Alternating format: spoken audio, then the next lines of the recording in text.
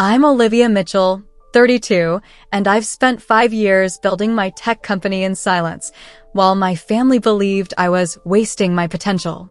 Tonight at my brother's engagement dinner, his fiancée just recognized me as the founder of the app her company acquired for millions.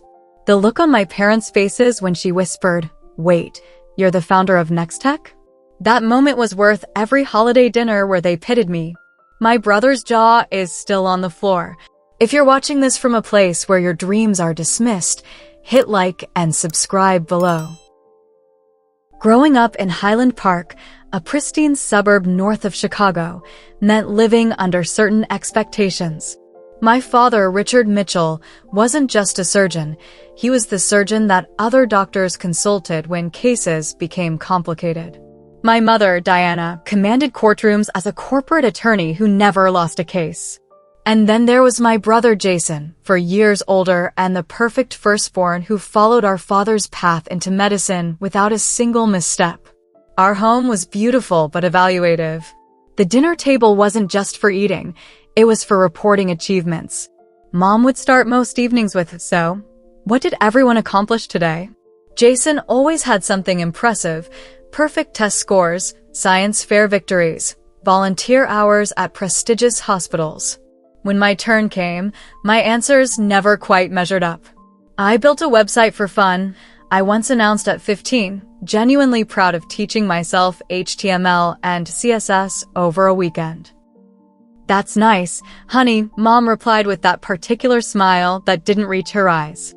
"But shouldn't you be focusing on your debate team preparation?" Colleges look for sustained commitments, not hobbies.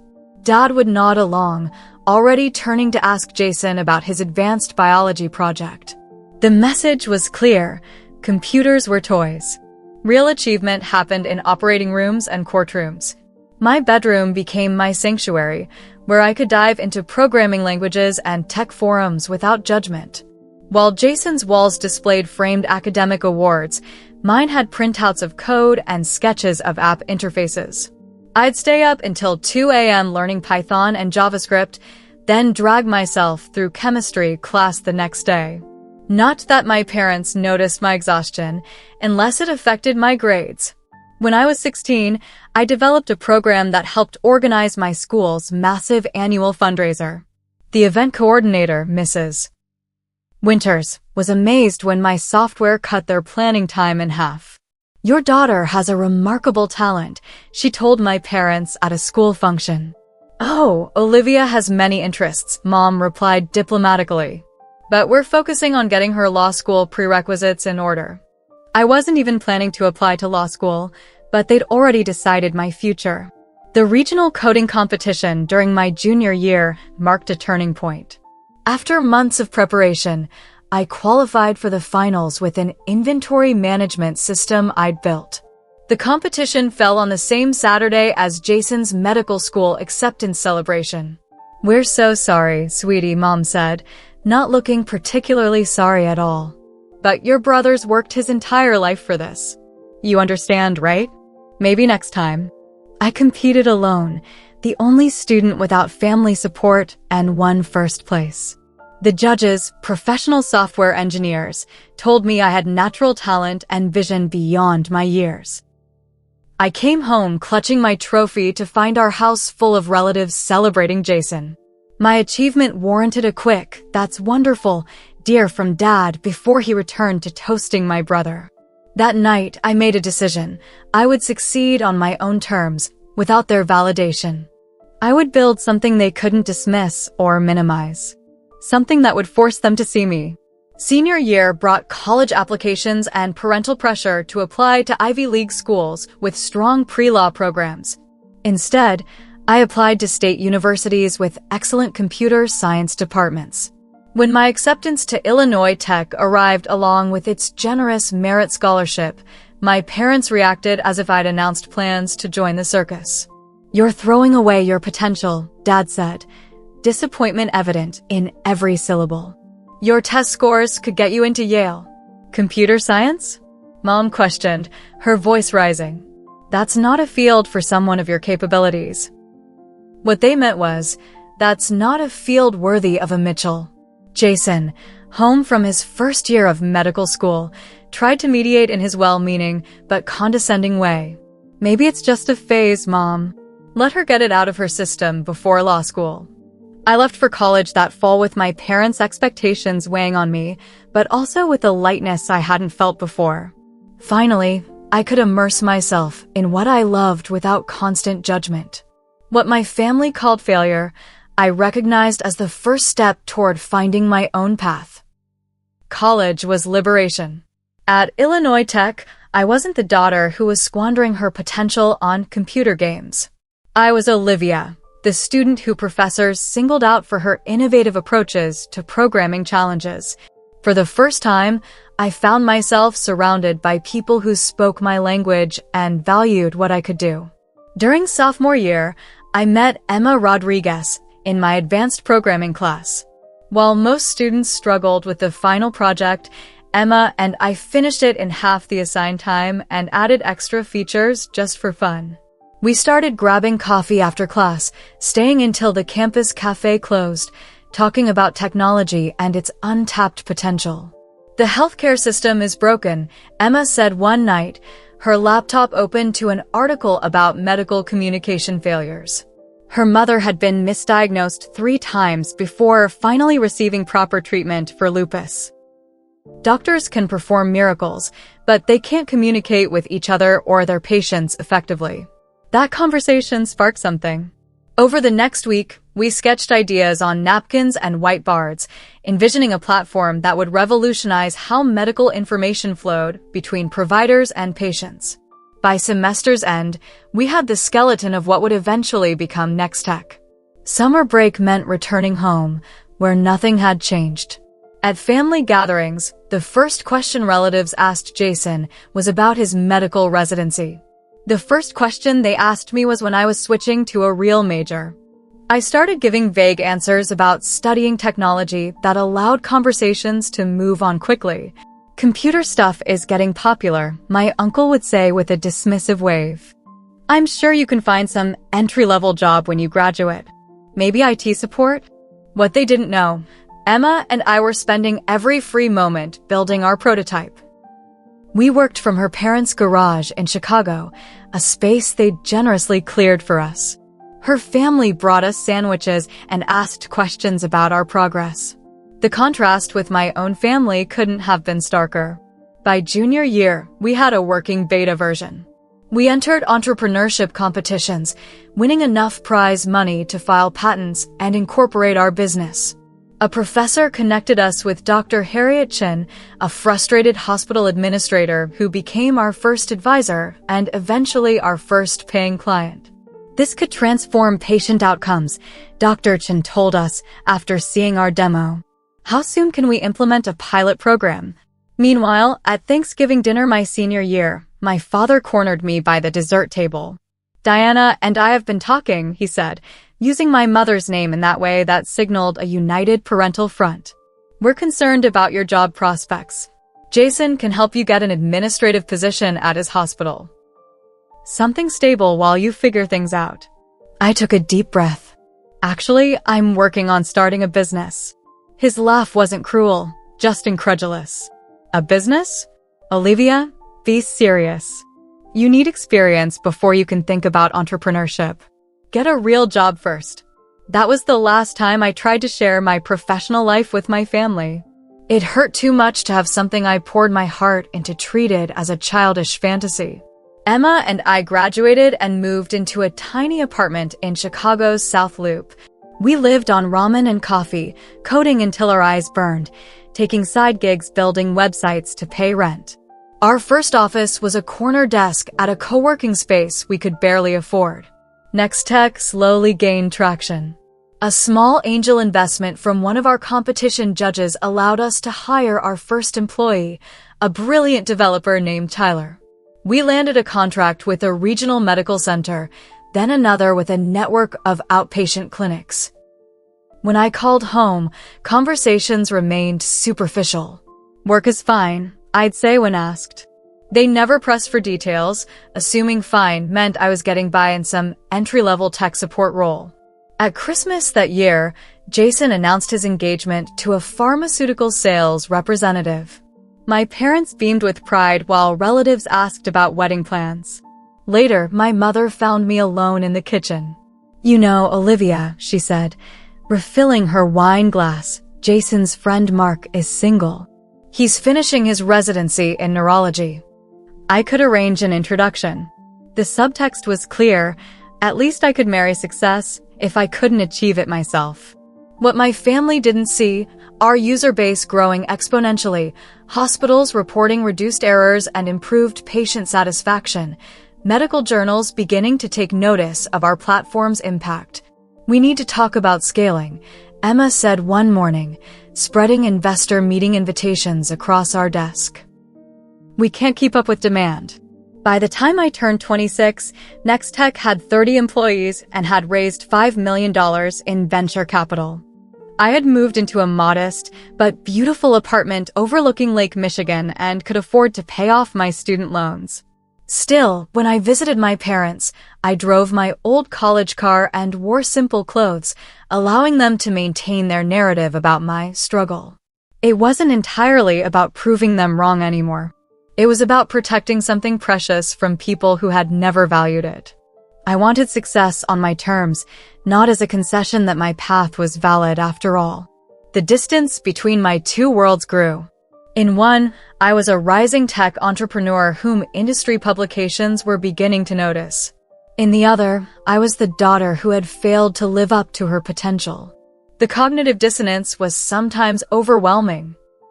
The email from Memorial Health System arrived on a Tuesday morning in April. I read it 3 times before calling Emma into my office. "They want to implement Nextech across their entire network," I said, my voice barely above a whisper. 27 hospitals in 3 states. Emma collapsed into the chair across from my desk. "That's the largest healthcare provider in the Midwest," I finished. We'd been building toward this moment for years, but actually reaching it felt surreal. The contract would multiply our revenue tenfold and establish us as a major player in health tech.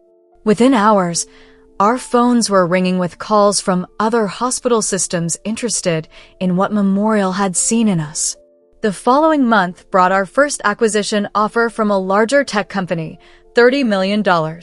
Emma and I sat in a sleek conference room listening to executives twice our age explain why we should take the money and work for them.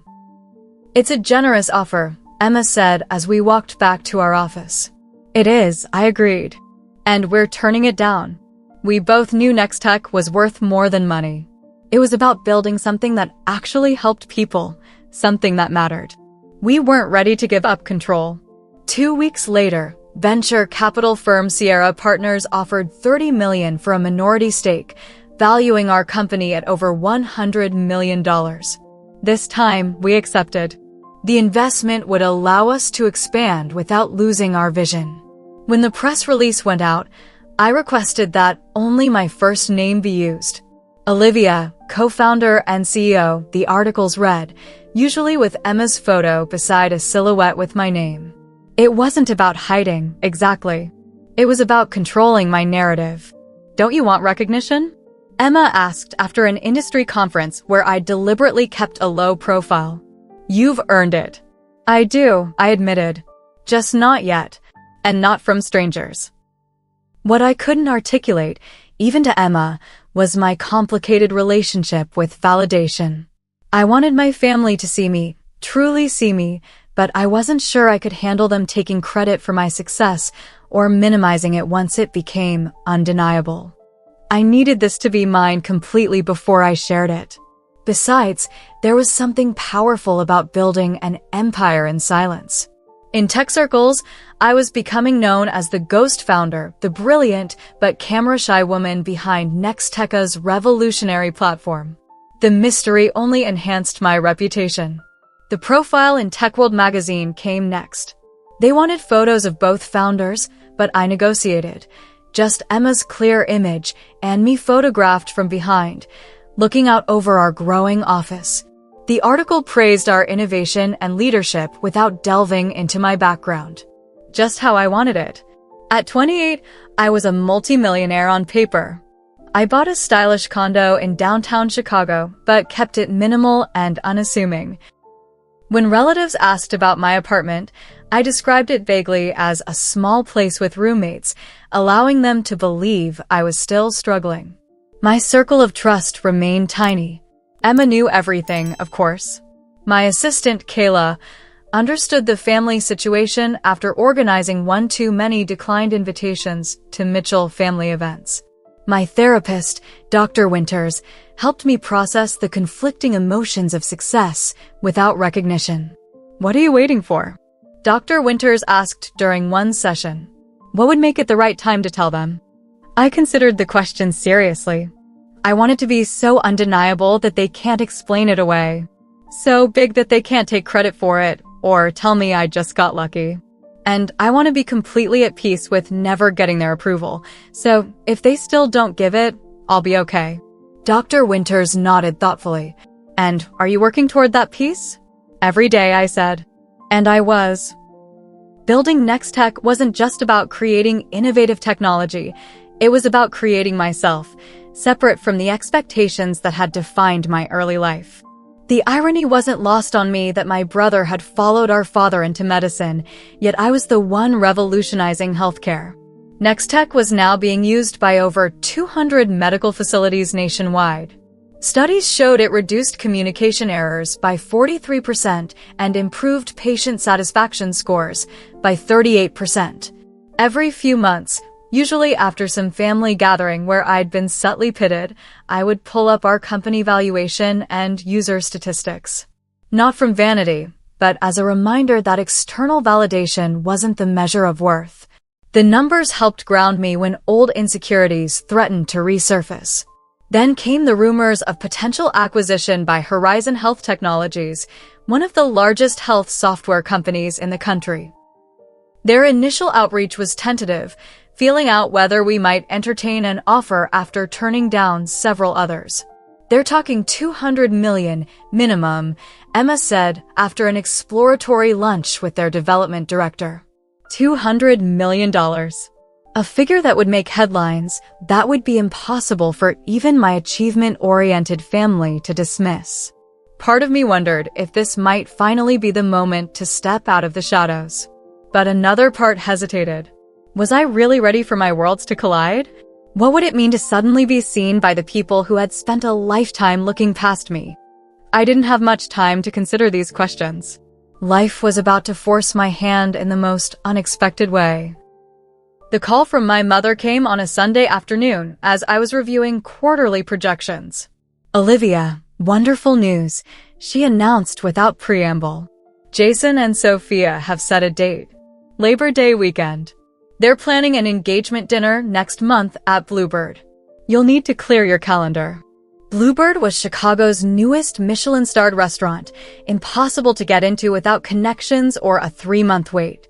Clearly, Jason was pulling strings through his hospital board contacts. That's great, I said, genuinely happy for my brother despite our complicated relationship. I'll be there. Wonderful. My mother's voice shifted to a more critical tone. And Olivia, it's a very upscale event. Perhaps we should go shopping for something appropriate? I noticed at Christmas your wardrobe is still very collegiate. I glanced down at my designer silk blouse and tailored trousers, an outfit that had cost more than most people's monthly rent. Not that my mother would know. I'll find something suitable, Mom. Don't worry. Well, if you're sure. The doubt in her voice was unmistakable. Sophia works for some big technology company. Very impressive woman. Executive track. Everyone will be dressed to impress. The irony of her concern almost made me laugh. Instead, I took a deep breath. What technology company does she work for?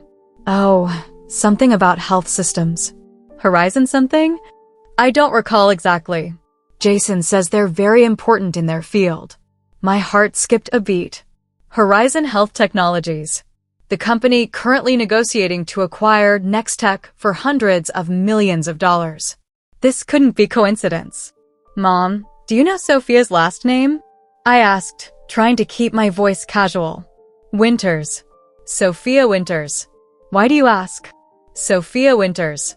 The name wasn't familiar from our acquisition talks, but Horizon was a massive company with thousands of employees. Still, the connection was unsettling. After hanging up, I immediately called Emma. "You're not going to believe this," I said, explaining the situation. "My brother is engaged to someone from Horizon."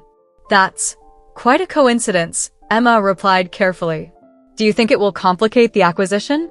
"I don't know, but I need to find out who she is before that dinner." A quick LinkedIn search revealed that Sophia Winters was Horizon's Director of Strategic Acquisitions. She would absolutely be involved in the Nextech deal, probably leading it. And in a few weeks, we would be sitting across from each other at my brother's engagement dinner, where everyone believed I was an underemployed tech support worker. The universe had a twisted sense of humor. The pressure from my family intensified as the dinner approached. My mother called twice more about my attire. My father left a voicemail reminding me to bring something impressive about my career to discuss with Sophia's parents, who were very accomplished people. A week before the dinner, I received the most painful call yet. "Olivia, I need to discuss something delicate," my mother began. Her lawyer voice, never a good sign. "Your father and I were talking with the Winters last night. They asked about you and, well, Jason mentioned you were between jobs." My stomach tightened. "I'm not between jobs, Mom." Well, that little computer help desk position wasn't exactly something to highlight. Jason was just trying to smooth things over. The point is, Sophia's father knows someone at Apple who might be hiring entry-level IT staff. Isn't that wonderful? We could finally get you on a proper career track. The casual dismissal of my work, the assumption that I needed rescuing, the complete lack of curiosity about what I'd been doing for the past 5 years, it all crashed over me in a wave of frustration. "Mom, I appreciate the thought, but I'm satisfied with my current position." My voice was tight with controlled emotion. "Don't be proud, Olivia. This is a real opportunity. We all have to start somewhere." After hanging up, I called Rachel, my childhood friend who had recently moved back to Chicago. Unlike my family, Rachel had always supported my ambitions, even when she didn't fully understand them. Over the years, she'd become one of the few people who knew the truth about Nextech. "They set you up for a pity job interview?" Rachel's indignation on my behalf was exactly what I needed. "While you're in the middle of a $200 million acquisition deal. That's rich, even for your parents. The worst part is, the woman my brother is marrying is literally the person negotiating to buy my company," I said, laughing at the absurdity. "And no one in my family has any idea. So what are you going to do at this dinner? Show up in jeans and a hoodie like they expect, or arrive in full CEO mode and watch their jaws drop?" I considered the question seriously. Neither. I'm just going to be myself. No pretense, no big revelation, no games. Just dignity. Rachel raised her eyebrows. "That's very mature of you." 5 years of therapy will do that, I replied with a small smile. Besides, I'm done trying to prove anything to them. If they find out, they find out. I'm not going to hide, but I'm not going to perform either.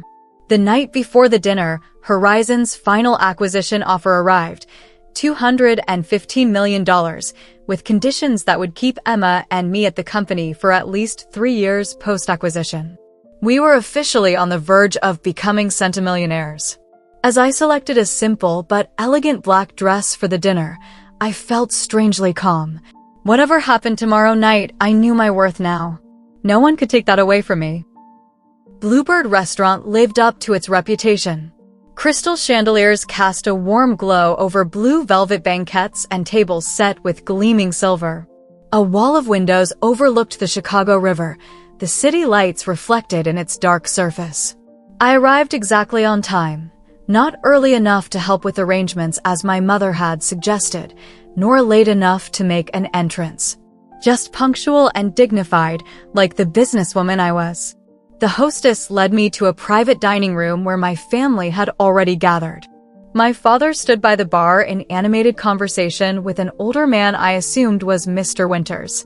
My mother fussed with place cards at the long table, rearranging them for optimal social engineering. Jason spotted me first.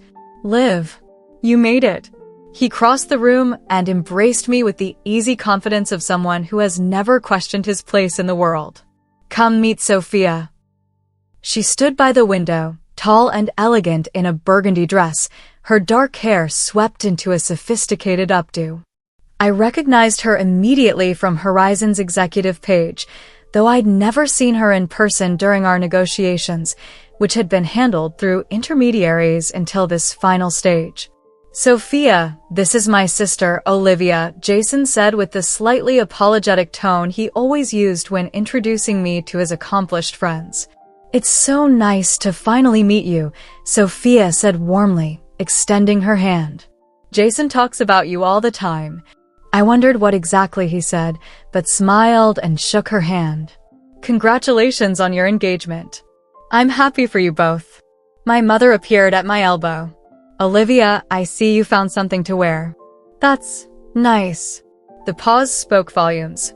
"We've put you next to Cousin Margaret. You always got along with her." Translation: they'd seated me far from the important guests. Dinner began with champagne and toasts. My father spoke first, raising his glass to Jason and Sophia. "To my son, who has made us proud every day of his life," he said, his voice thick with emotion. "And to Sophia, a brilliant, accomplished woman worthy of him. We couldn't ask for a better addition to our family." My mother's toast followed, a carefully crafted speech that highlighted Jason's achievements from his first science fair victory to his recent promotion to chief resident. She concluded with, "And now he's found a partner equally dedicated to excellence." To Jason and Sophia. As glasses clinked, I noticed Sophia looking at me with a slight furrow in her brow, as if trying to place me in some context beyond Jason's underachieving sister. The first course arrived, and conversation flowed around me.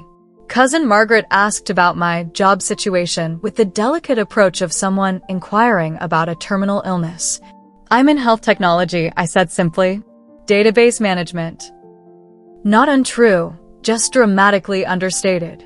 "Oh, that's nice," she replied with the same inflection my mother had used earlier. "Is there room for advancement in that field?" Before I could answer, my uncle leaned across the table. "Olivia, Jason tells us you might have a lead on a position at Apple. That would be quite a step up for you." I took a slow sip of water. "I'm actually quite satisfied with my current work." My father overheard and joined in. "Olivia, there's no shame in accepting help to get your foot in the door somewhere respectable. We all want to see you succeed." From across the table, I noticed Sophia staring at me more intently now. Recognition was dawning in her eyes. "Olivia," she said during a lull in conversation, her voice cutting through the ambient noise. "Forgive me, but is your last name Mitchell?" The table fell quiet. Jason looked confused. "Of course it is." "She's my sister." Sophia's eyes widened. "You're Olivia Mitchell? From Nextech?" And there it was. The moment I'd both dreaded and secretly anticipated for years. "Yes," I said simply. Sophia set down her fork with a small clink against fine china. "Wait, you're the founder? The CEO Olivia Mitchell? The one we're—" She stopped herself, suddenly aware of the public setting. Jason laughed nervously. "Sophia, I think you're confusing Olivia with someone else. My sister works in tech support or something." "No," Sophia said slowly, looking directly at me. "Your sister is the founder and CEO of Nextech, the healthcare communication platform that's revolutionizing patient care across the country. The company my firm is currently in final negotiations to acquire for over $200 million. The silence that followed was absolute. My father froze with his wine glass halfway to his lips. My mother's hand fluttered to her pearl necklace. Jason's mouth literally hung open. "Is this true?" my father finally managed. I met his gaze steadily. "Yes." "Emma Rodriguez, and I founded Nextech 6 years ago. We currently employ over 70 people and serve more than 300 healthcare facilities nationwide. But Why wouldn't you tell us? My mother looked genuinely bewildered. Before I could answer, Sophia continued, her professional demeanor giving way to genuine enthusiasm. Your platform reduced medication errors at Boston General by 62% in the first year. The interface design revolutionized how doctors access patient information. We've been trying to develop something similar for years, but your solution is light years ahead. It's why we're willing to pay such a premium to acquire you. My family stared at me as if seeing a stranger. In many ways, they were. $200 million? My father's voice was faint. Sophia nodded. The acquisition is set to close next week, pending final approval. She turned to me with a slightly embarrassed smile. I had no idea you were Jason's sister. Your company profile just shows Olivia with no photo, and our teams have been handling the negotiations. I prefer to maintain a low profile, I said, the understatement of the century. The rest of the dinner passed in a blur of shocked questions and awkward revelations. Relatives who had pitted me an hour before now asked for investment advice. My mother mentioned 3 times that she always knew I had a special talent with computers. My father claimed he'd told colleagues about his daughter, the tech entrepreneur, for years. Jason alone remained relatively quiet, processing the fact that his struggling little sister was about to sell her company for a sum that dwarfed his entire expected lifetime earnings as a physician. Through it all, I maintained my composure, answering questions politely but without the desperate desire for approval that had defined so much of my earlier life. The validation I'd once craved now felt hollow in the face of their sudden, opportunistic pride. As the evening wound down, Sophia pulled me aside. I'm sorry if I created an awkward situation. I was just so surprised. I smiled genuinely. Don't apologize. It's been a long time coming. For what it's worth, she added, your reputation in the industry is extraordinary. People call you the ghost genius. Now I understand why you kept such a low profile. As we said our goodbyes, my mother clutched my arm. We need to talk soon, Olivia. Properly talk. About everything. I nodded, knowing the conversation was inevitable but no longer fearing it. We will. Walking to my car, I felt lighter somehow. The secret I'd carried for years was finally in the open. Whatever came next, I would face it on my own terms, secure in the knowledge of what I had built. The first text arrived before I even got home from the dinner. My mother, we need to talk. Brunch tomorrow? The Drake Hotel at 11. By morning, my phone was flooded. Relatives suddenly remembered they'd always supported my computer interests. Cousins who hadn't spoken to me in years asked about investment opportunities.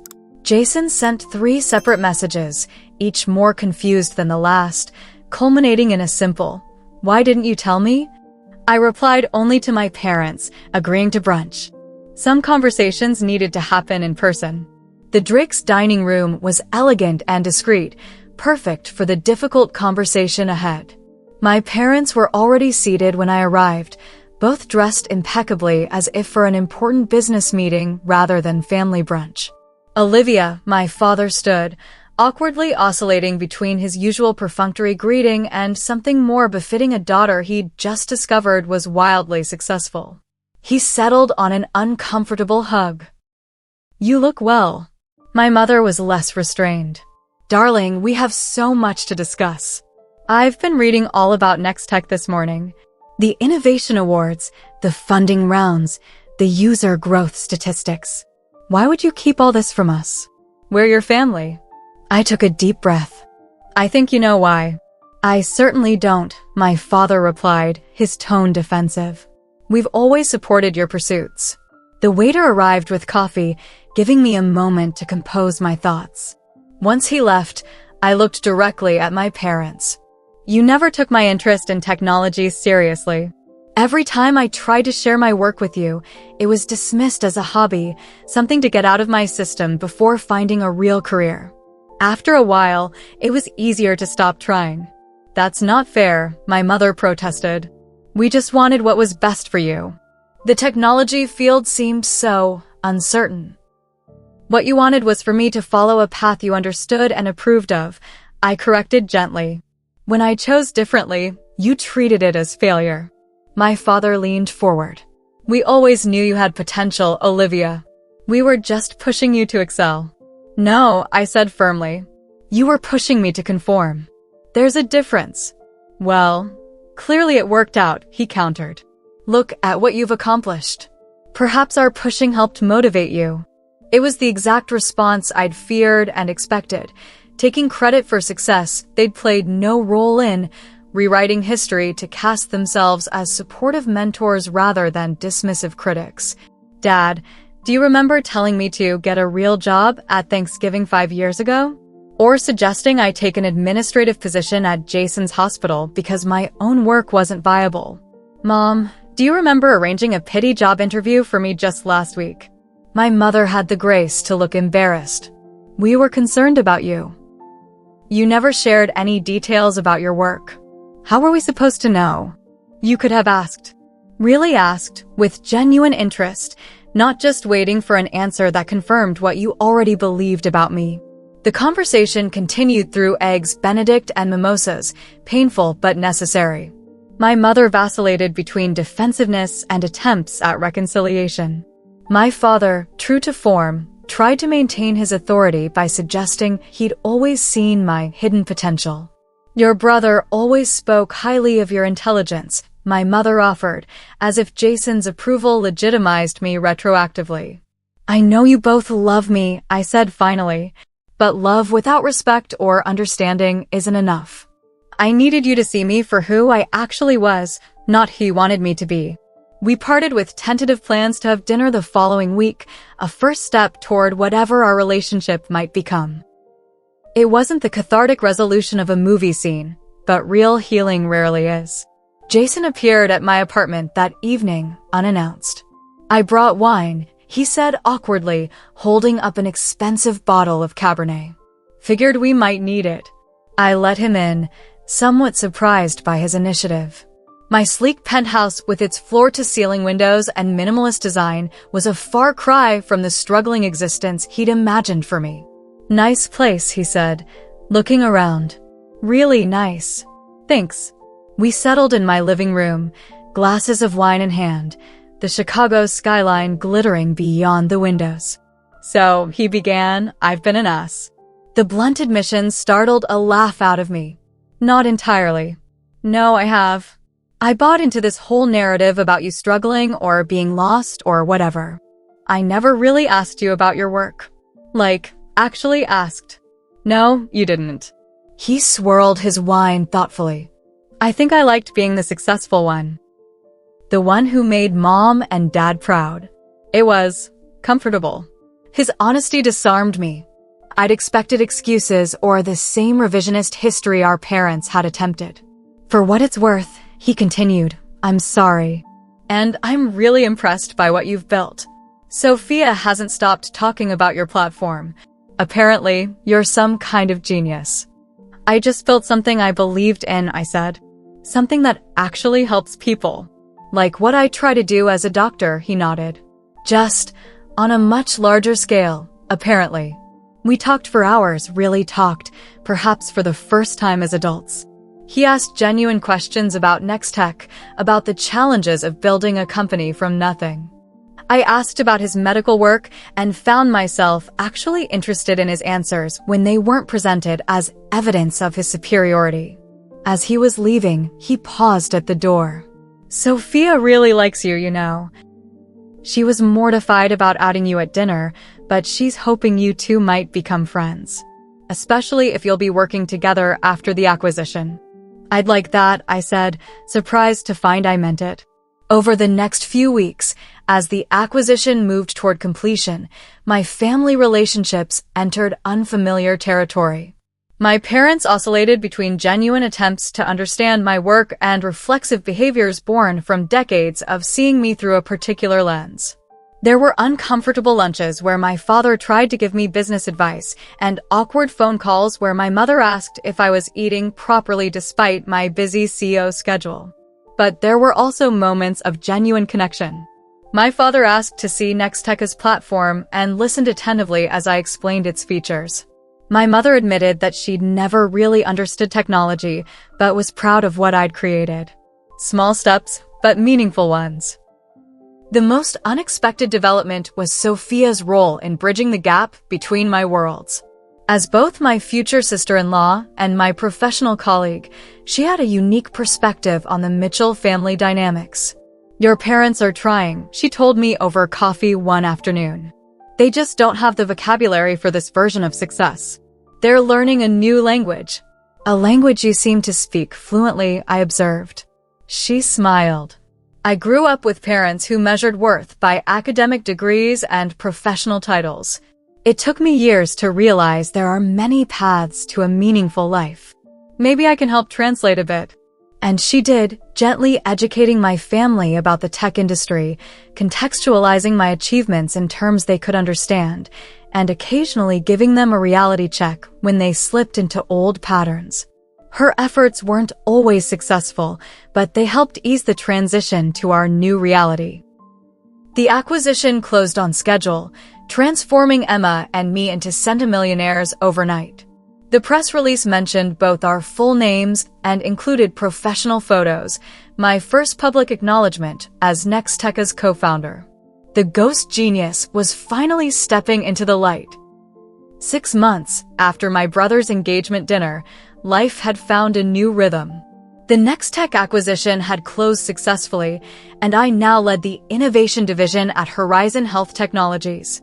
Our platform was being implemented in hospitals across 3 continents, with Emma overseeing international expansion. My office overlooked the Chicago River, its waters reflecting the changing seasons. Today, spring sunshine glinted off its surface as I finished a conference call with our development team in Singapore. A text from Sophia interrupted my workflow.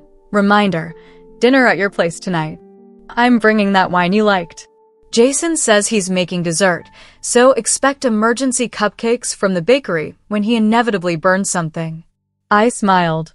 These casual family dinners had become a monthly tradition, something I would have found unimaginable a year ago. Sometimes my parents joined, sometimes it was just the 3 of us, but the easy camaraderie that had developed between Sophia, Jason, and me was something I treasured. Working with Sophia had accelerated our friendship. Her straightforward approach to business matched my own, and her insights into my family dynamics proved invaluable. She understood my parents in ways I sometimes couldn't, identifying the insecurities beneath their controlling behaviors. "Your dad didn't dismiss your tech career because he thought you'd fail," she observed once. "He dismissed it because he didn't understand it, and Richard Mitchell hates not understanding things."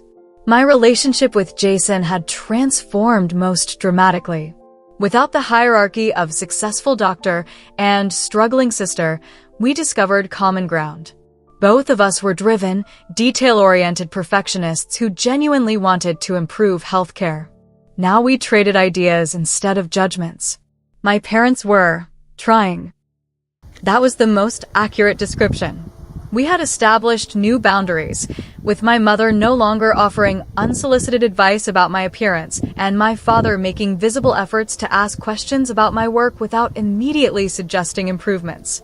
Our weekly Sunday calls were no longer exercises in evasion, but actual conversations. Not always easy ones, but real nonetheless. My mother had even visited Nextech's offices, her initial awkwardness giving way to genuine pride as employees greeted me with obvious respect. The healing wasn't just external. The acquisition had given me the freedom to focus on my own well-being in ways I'd neglected during the startup grind. Regular therapy sessions with Dr. Winters helped me process the complicated emotions around my family's sudden recognition. "You spent years protecting yourself from their judgment," she noted during one session. "Now that protection isn't necessary in the same way, but the habits remain.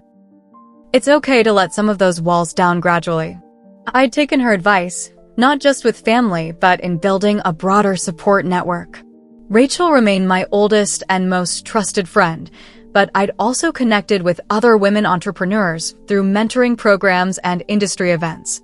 The isolation that had characterized my early career had given way to a chosen family of people who understood both my work and my journey. One particular source of joy was mentoring young women in technology. Once a month, I hosted workshops for high school girls interested in STEM fields, sharing not just technical knowledge, but the emotional resilience needed to pursue unconventional paths. My parents think computer science is just a hobby, one 15-year-old told me, echoing my own experience. They want me to become a lawyer like my mom. What do you want? I asked. To build things that matter, she replied without hesitation. Then build them, I said, sharing resources and encouragement. Find the people who believe in your vision, even if they're not your family. And keep the door open for your parents to understand later. That evening, as I prepared for dinner with Jason and Sophia, I reflected on how far I'd come. The external validation I'd once craved had arrived in abundance. Industry recognition, financial success, even family acknowledgement. But I discovered something more valuable along the way, the ability to validate myself. Jason arrived first, bearing both a homemade chocolate cake that looked surprisingly edible and the emergency bakery cupcakes Sophia had predicted. I hedged my bets, he admitted with a laugh. But I'm getting better. Only set off the smoke alarm once this time. Sophia arrived with wine and news about their wedding plans. As we gathered around my dining table, the conversation flowed easily from work to wedding to family gossip. Mom's actually reading books about technology startups, Jason reported. I found tech founders under 30 on her nightstand last week. Better late than never, I said, without bitterness. Later, as we moved to the living room with coffee and dessert, Sophia asked a question that caught me off guard. Do you ever wish things had been different? That your family had recognized your potential from the beginning? I considered carefully before answering. Of course, sometimes. It would have been easier, less painful. But I'm not sure I would have built the same resilience or clarity of purpose. I learned to believe in myself when no one else did. That's a powerful foundation. Plus, Jason added with newfound self-awareness, if mom and dad had been fawning over your tech career, I might have grown up even more insufferable than I was. We laughed, the sound floating out over the city lights. The journey wasn't over. Family relationships are never truly fixed, but rather continuously evolving. There would be more difficult conversations, more moments when old patterns threatened to reassert themselves. But something fundamental had shifted. I no longer needed my family to see my worth in order to know it myself. That freedom allowed me to accept their growing appreciation without desperation, to forgive past dismissals without forgetting the lessons they taught me, and to build relationships based on who we were becoming rather than who we had been. Success isn't measured by recognition, but by impact. By that standard, Nextech had succeeded beyond my wildest dreams, improving patient outcomes and healthcare communication for thousands. And I had succeeded in creating a life authentic to my values and vision, regardless of who approved. As for family, the one we're born into and the one we choose, perhaps the greatest lesson was that relationships can transform when we bring our whole, authentic selves to them. Not everyone will celebrate your path, but those worth keeping in your life will eventually learn to see you clearly. The next day, as I looked out over the city from my office window, I felt gratitude for the journey, complicated as it had been. The path forward wasn't perfectly clear, but I was walking it on my own terms, creating success by my own definition. And that more than any acquisition deal or family validation was the real achievement. If my story resonated with you today, I'd love to hear about moments when you had to believe in yourself when others didn't. Drop a comment below sharing your experience. And if you know someone who needs to hear this message of self-belief, please share this video with them. Don't forget to subscribe for more stories about finding your own path, even when it's not the one others expect. Thank you for listening to my journey. Remember, true success isn't about proving others wrong, but about proving yourself right.